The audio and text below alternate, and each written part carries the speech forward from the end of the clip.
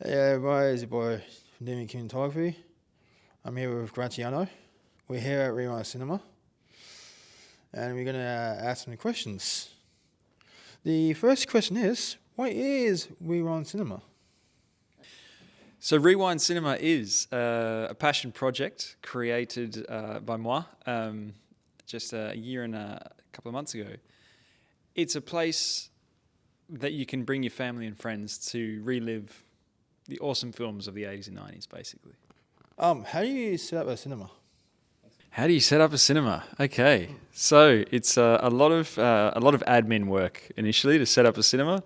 A lot of Googling to find out how the hell you do something, where to get the distribution rights for movies, who to contact, who to find out to do it legally, setting up a bar, getting all the right... It took ages to find out where to get popcorn buckets from. It took a very long time to find out where to get popcorn buckets from. Once I managed to source those, the rest kind of just falls into place. It's a lot of admin work, yeah. What did you start the Rewind Cinema? I started Rewind Cinema out of a love of 80s films and wanting to start a space that people could share in reliving those awesome films from the 80s. Bringing their families and friends to a space that could, get together in a space and share that nostalgic thing. When was the first screening? First screening at Rewind was Labyrinth, the David Bowie film.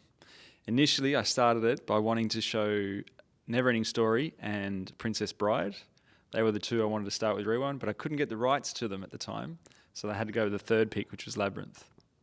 Yeah. So when you run a cinema, what's the technical difficulties? There are lots of technical difficulties that come up with running a cinema. Finding the right programs to run the files, because I'm running intermission and trailers and entertainment in the intermission. There's a lot of different files. A lot of things can go wrong. Finding different programs over a year and a month has been interesting. I've had times where I'm in the bar and the movie's running and someone will come out and be like, "Excuse me, the movie stopped playing." I'm like, "Oh my God." So I have to run in and find out what's going on. There's a lot of technical things, but mostly a lot of digital files that can go wrong. Yeah. What about the sound? The sound is always fun. We've had speakers going on the left side and someone's like, "I can't hear anything over this side." It's all thrown together really happily. Yeah. What's your favourite movie? I'm going to have to go with off the cuff. Probably The Princess Bride. In terms of the cinema screening, it was the most fun and biggest sort of involvement from the crowd. It was heaps of fun, yeah. But on the spot, favourite film, I'm going to go with Princess Bride, yeah. So if you were selecting a movie, how would you do it? Very good question. Selecting the films, basically going off of what I grew up watching and knowing that friends and family used to love the films. Also what was kind of big at the time. Knowing what to show is hard because some hit really well and some don't at all. So it's a process kind of thing, yeah. What was your advice to anyone's, starting off and starting the cinema?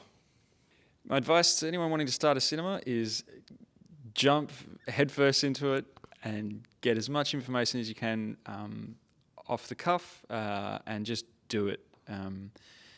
It's not too hard.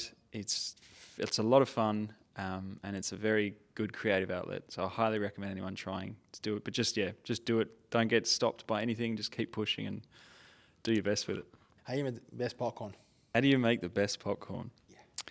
With love and passion.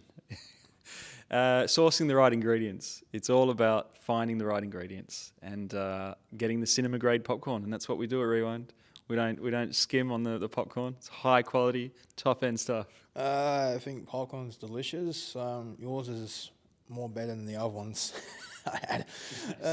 The other ones I had wasn't that great. We're gonna do a quiz. Are you ready? All right. When was the very first Nintendo movie screened? I believe it was screened in 1991 or 1990, I think. I could be wrong. Yes, you're correct. That's a good question. So when the first time the Ninja Turtles were used, how did they turn into mutants? They had some funky pizza. They were in the sewers, and some sneaky, creepy ooze came into their area, and they got metamorphosized into some crazy Ninja Turtles. That is correct. On Home Alone 1, or they call the Sticky Bandits, the Hot Bandits, or the Wet Bandits. The bandits in Home Alone 1, I think they were called the Sticky Bandits. You're wrong! You're wrong! They were called the Wet Bandits. Yes, they turned the taps on, and then therefore their name was Wet Bandits. Although you were right, there was the Sticky Bandits in part 2. Okay. Yeah, so you got that right as well. Okay. So this is the Ninja Turtles song. There you go. All right, I'll give it a go. Teenage Mutant Ninja Turtles, heroes in a half shell, turtle power. Yes, that was correct. All right, pizza time. For Michelangelo. There was vegan, pepperoni, barbecue, or was it Hawaiian? Ooh.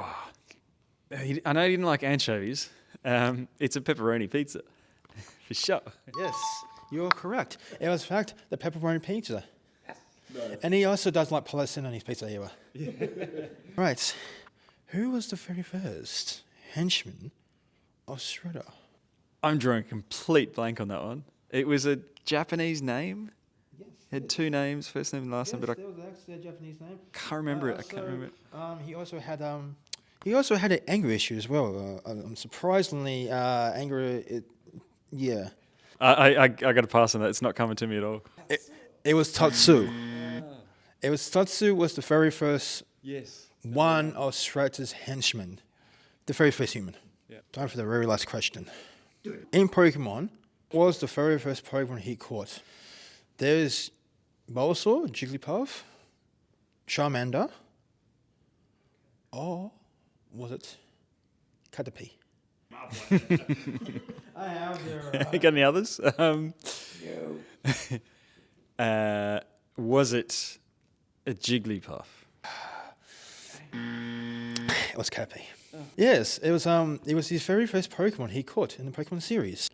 The Pokemon he caught was actually Caterpie, but the later in the episode, the funny thing, Misty is also afraid of bugs. So if no one knows that, I would recommend rewatching the original one and find out yourselves. Thank you, Graziano, for having us today, and hopefully you enjoyed the experience. Hopefully it was an entertaining time. If you like this, like and subscribe. If you want to see more, go down the link below and check out my Instagram page and my YouTube channel. Don't forget Railway Cinema, and you should try the beautiful popcorn as well. And the ice cream is top tier. Yes, boy. And so, thank you very much, and like and subscribe.